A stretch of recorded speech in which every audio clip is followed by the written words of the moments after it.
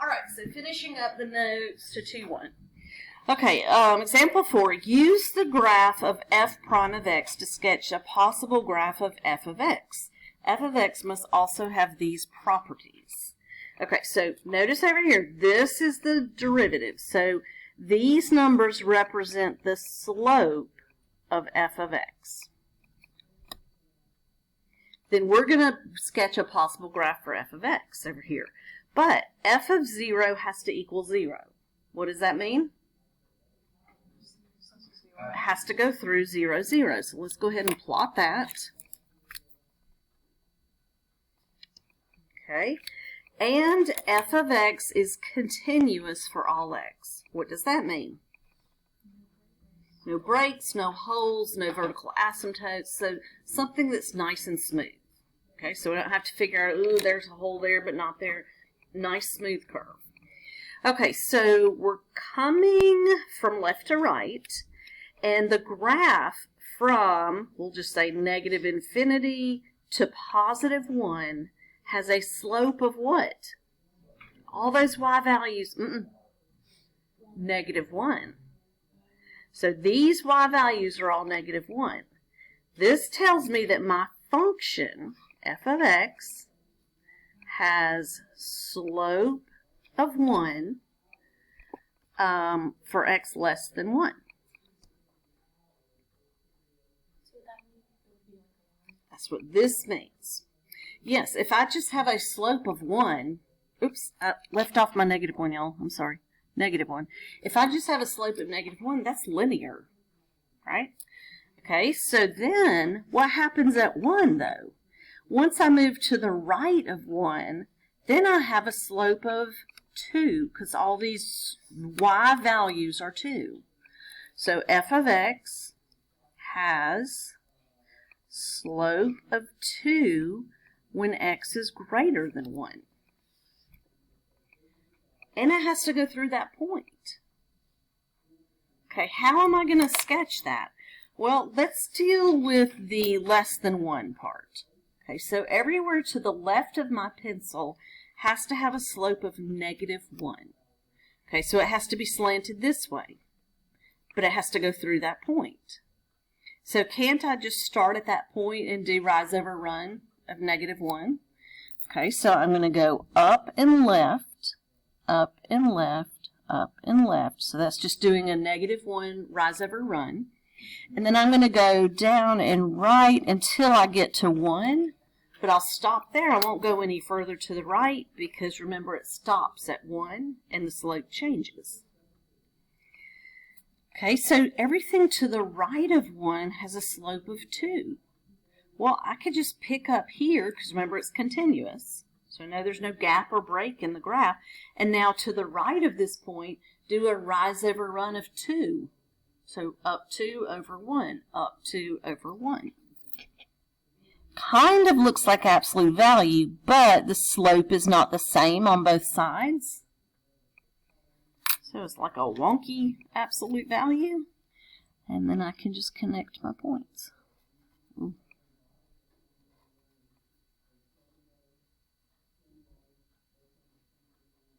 Here we go. So that would be the graph described by these slopes.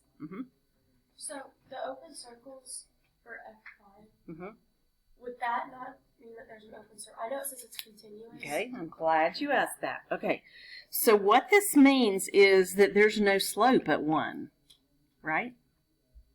Because it's not included here, and it's not included here. Okay, so now that we have the graph, we can make sense of that. Because at that point, which slope is it? Negative 1 or 2? It's changing, isn't it? It's like a transition point. Kind of like we talked about when the slope is 0, it's not really increasing or decreasing there. So this slope at that point is not negative 1 over 2. It's not 2 over negative 1 like we don't choose. We just say, okay, no slope at that point. Okay? So that's why there's an open circle on both of those. It's like if you did choose one, which one would you choose?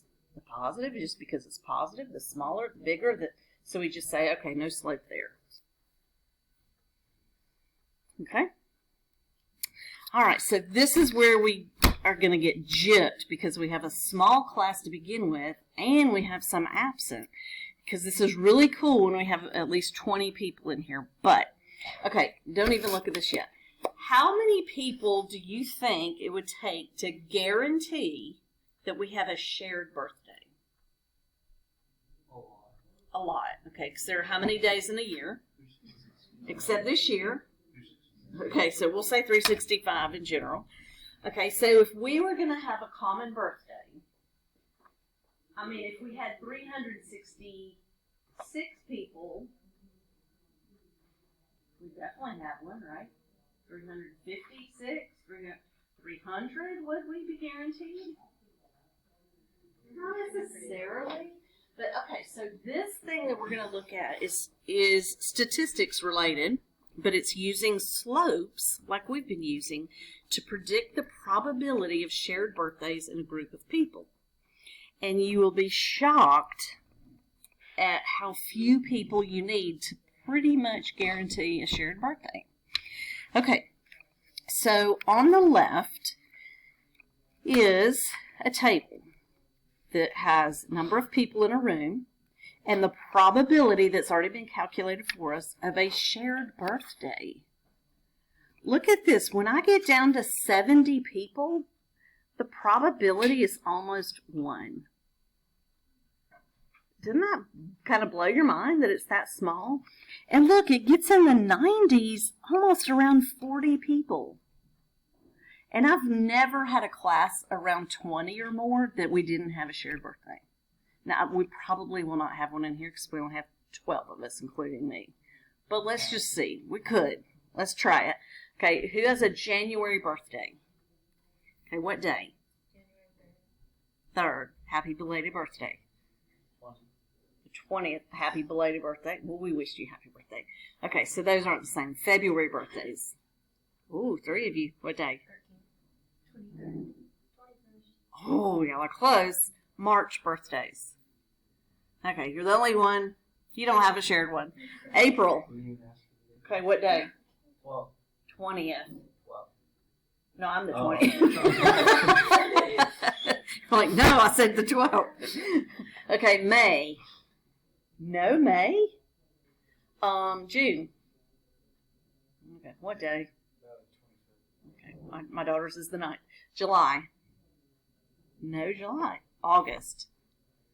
What day? 21st. Okay. September. October. What day? 16th. My sister's is the 12th. November. What day? What day? 2nd. December. No December brothers. There's always a ton of December brothers. Okay, so yeah, just like I expected, we didn't have any. Because look, we're closest to 10 on this table. So we only had like a 12% chance that we'd have a shared birthday. But the rate that it increases just is astonishing to me.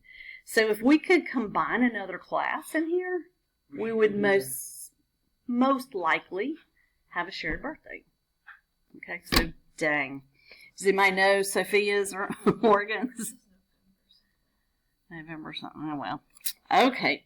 All right, so what we're going to do, I mean, clearly, as you get more people together, the probability increases, but it's not a linear increase, is it? Like, the amount of change from one step to the next does not stay the same. Okay, so it's not a linear relationship. So what we're going to do is we're going to estimate the slope of change. So like if we were to plot these ordered pairs and find the slope, we're going to figure out when that percent or probability of a shared birthday increases the most. Like what's the amount of people that really you're like, okay, now you're really getting a good chance of having a shared birthday. Okay, so what I'm going to do, or what has been done here, is 2.5 is in the middle of 0 and 5. So if we were to average those two probabilities, we get this. Okay, so average gives us that number right there. And average those is where I got 2.5. So you're averaging 2 at a time. Okay, then I'm taking the next two, 5 and 10. If you average 5 and 10, you get 7.5. But if you average their two probabilities, you get 0.018. Okay, so that's how this table is working. So what do these slopes represent?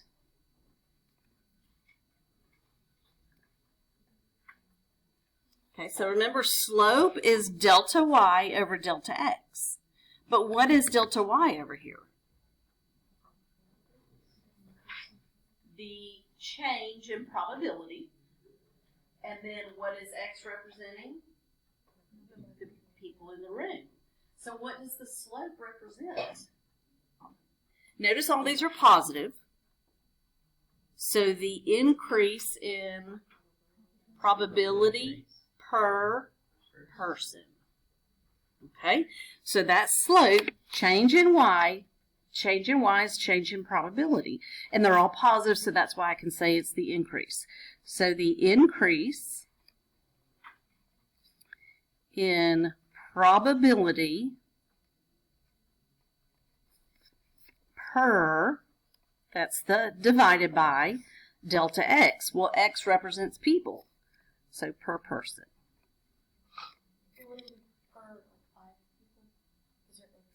No, because we're like dividing it by 5, right? So we're just averaging it out. It ends up being per. Like when you're dividing your distance by your mileage, it's miles or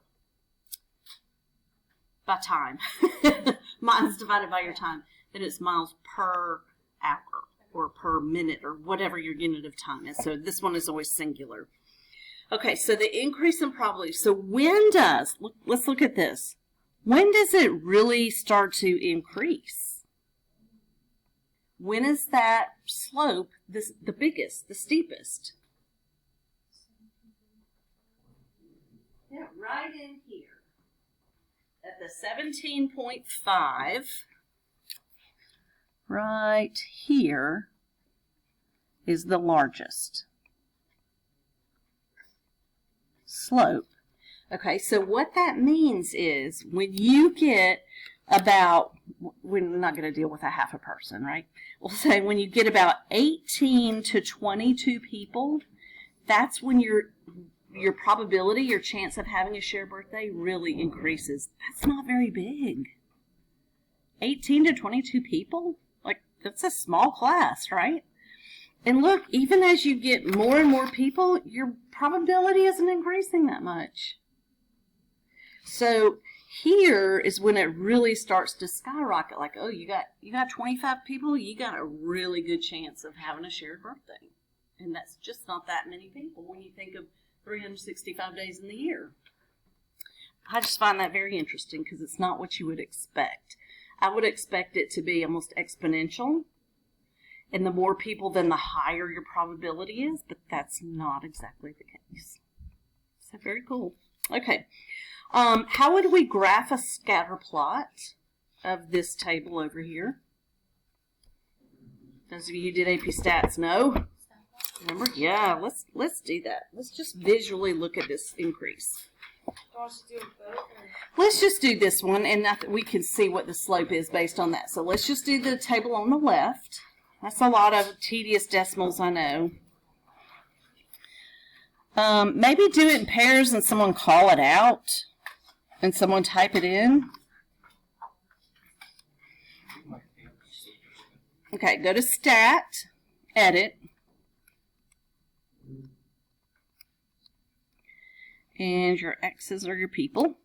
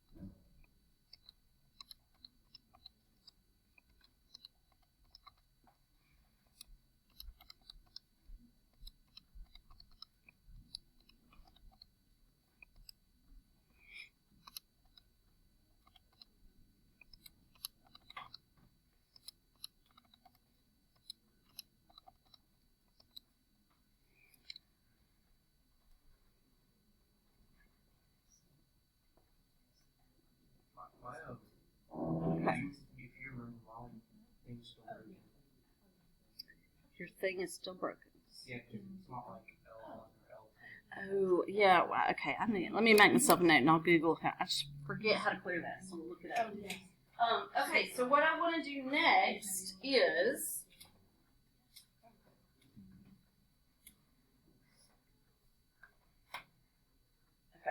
I want to graph it. So we're going to go to stat plot up here. Second stat plot.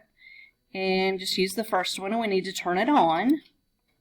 And then you can choose how it plots it. We can use a point, we can use little line segments or bar graph, whatever, box and whiskers. I'm just going to use that first option. And then it'll say which list are you pulling from. Now, Ishan, this is where you'll have to change yours. Do you remember what your X's were in? List what? Okay, so then you'll go down here. Do you see L6 above the number 6? See it? No, just on the keypad. You see where L6 is listed right here? So you'll do second 6, and that'll change it to L6 for you. Okay, but the rest of us are probably L1 and L2. All right, so let's just graph. Now, if you have another function graph, it's going to, we should have cleared that out. So let me change that when it finishes. Yeah, I got 2 of them in there. Great. Okay, so let me clear those. Okay, and I'm going to do Zoom Stat because it will adjust the window for me. Remember Zoom Standard we often use to kind of reset the graph. But if you'll keep going down to Zoom Stat, it will usually, there we go, give us a nice look. It's almost like a logistic graph, like with that carrying capacity that I talked about with populations. Okay, so visually you can see where is this graph the steepest? Right in here. And that's represented by those increased probability per person. Okay, so if you did, awesome. So if you think about the slope of this curve, like it almost gets to be flat right here, right? But it's steepest right here. So when you have this number of people, whatever that X value is right there, that's when your chance of having a shared birthday is increasing the fastest. Okay? Cool. Maybe near the end of class, we'll pull in Miss Hightowers or something, and we'll see if we actually have a shared birthday. All right. Okay, last page. One-sided derivatives. Why do you think I might have a one-sided derivative?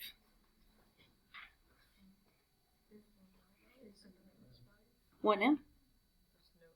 Okay, yeah, maybe the graph doesn't exist to the left or the right of a point. Or maybe we're dealing with jump discontinuity, where you have a piecewise and it's like 2 totally separate graphs combined in one. Okay, so just as we can refer to left-hand limits and right-hand limits, we can have left-hand derivatives and right-hand derivatives. A function f of x is differentiable on a closed interval from a to b if it has a derivative at every interior point of the interval and if the limits exist at all the endpoints. A function has a 2-sided derivative at a point if and only if the function's right-hand and left-hand derivatives are defined and equal at that point. Okay, this is a good time to flip back to the question back here. At this point where x is 1, is the left-hand derivative the same as the right-hand derivative? No, because this slope was -1, this slope was +2. So I don't have a derivative at that point because they don't agree. I have a left-hand derivative, I have a right-hand derivative, but at that point I don't have a derivative because they don't agree. Same concept as the limits. Okay? So to exist at a point, it has to be the same from both sides. Yes? Wouldn't you not have a derivative anyway, just because it was just sitting there, like it wasn't changing? Even if both slopes were the same? Well, if the slopes were the same on both sides, it would be a nice smooth curve. Like picture a parabola, like how it like smoothly comes into that slope of 0. Then in that case you would. But when I have this drastic change in slope to the left and to the right, then that's when it doesn't exist. Okay? Okay, so let's look at example 6. Show that the following function has left-hand and right-hand derivatives at x equals 0, but no derivative at 0. Okay, so let's just graph it first. This is a piecewise. Let's deal with the first part. Y equals x squared. What does that look like? Parabola. Okay, normal vanilla parabola going through the origin, right? But I only want to graph it for the x's less than or equal to 0. Okay, so that means 0, 0 is on the graph. Negative 1, 1 is on the graph. Where am I getting that point from? I'm plugging negative 1 into the function. Negative 2, 4 is on the graph. And that's enough to give me a pretty accurate sketch on that side. Okay, so basically it's the left-hand side of a parabola. Okay, the next piece of this piecewise is y equals 2x. Well, that's a line with a y-intercept of 0 and a slope of 2. Notice that the 0 is not included here. But I am going to start at the 0 to plot my slope. So I'm going to start at 0, rise 2, run 1, up 2 over 1, up 2 over 1. And so my line will look like that. Now, will I go up to this point? I will. Technically, when I graph this part of it, there's an open circle there, but it's filled in by the first one. So they do connect, but technically there's no overlap because 0 was included in that one, not in that one. Like over the closed dot. So they just overlap each other, but it's only included in one of the graphs, making it a function vertical line test would pass. Okay? So straight line over here, parabola over here. Okay, so we're interested in a derivative at 0. Okay, so coming in from the left, I'm going to take this function here, and I'm going to put my limit as h approaches 0 to the test. I'm going to find the derivative coming in from the left. Find the derivative is what that long process does, right? Okay, so I'm using this. Now, the fact that it's 0 from the left is not really going to change anything. Eventually, I'm going to plug in a 0, okay? All right, but I can't yet because it'll be undefined. So I do f of 0 plus h minus f of 0 over h. Well, what is 0 plus h? It's just h. So when I sub h into this function,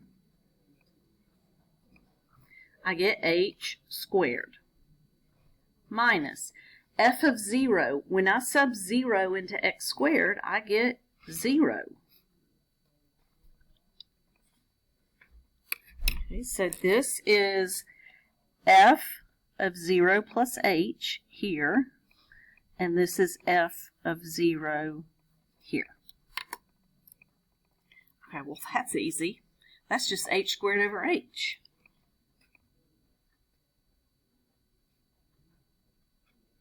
Which is just h. And as I sub something in that's super, super close to 0, that becomes pretty much 0. Okay, does that make sense that from the left, my slope is approaching 0? Yes, because we know that if we had the full parabola, when you get down to that vertex, your tangent is horizontal, and a horizontal line has a slope of 0. So it makes sense. Maybe I'm not getting to 0, but as I get close, the slope is getting close to 0. Okay, so that makes sense that that's the left-hand derivative. Now, for the right-hand derivative, let's do the same thing. F of 0 plus h minus f of 0 over h. Okay, so now I'm using, because I'm to the right of 0, I'm using the bottom function. I was using the top function when I was to the left of 0, because that's where the domain belonged. Okay, so plugging 0 plus h into 2x, I get this. And then minus f of 0, I get that. Okay, limit as h approaches 0 from the right of 2h minus 0 over h, which is just 2h over h, which is 2. did I really need to do all the work? That wasn't a whole lot of work, but could you have told me what the slope is of this graph? It's linear. We knew the slope was 2, didn't we? Okay, so really I didn't need to do the limit. Just threw it out there because, but I could have looked at that line and said, okay, it doesn't matter where I am on that line, the slope is 2. So it makes sense that we got 2. Okay, so since the left-hand limit, left-hand derivative and the right-hand derivative are not the same, this function does not have a derivative at x equals 0. It has a derivative everywhere else except 0. Does not have a derivative at 0. Question. Does that make sense? So basically, we still use the old Pardon me? we basically use the same. Yeah. Right, but I had to do it to this one to the left of 0 Yeah. and this one to the right of 0. So I had to test both functions at 0. Okay? Any questions? All right, so what we're going to do is just add to it these problems, add to the homework from yesterday, these problems here. When you get to 25, here is a hint. Graph the functions I through v first. And I think they're matching if I, let me look. On our paper? Or? Either one. 1, 2, 5. Yes. Graph the functions first and then think about, one of them is its own derivative. So graph them and think about what the derivative would look like. Okay. You can use your calculator for that. Okay. We're going to work on those and I'll answer questions.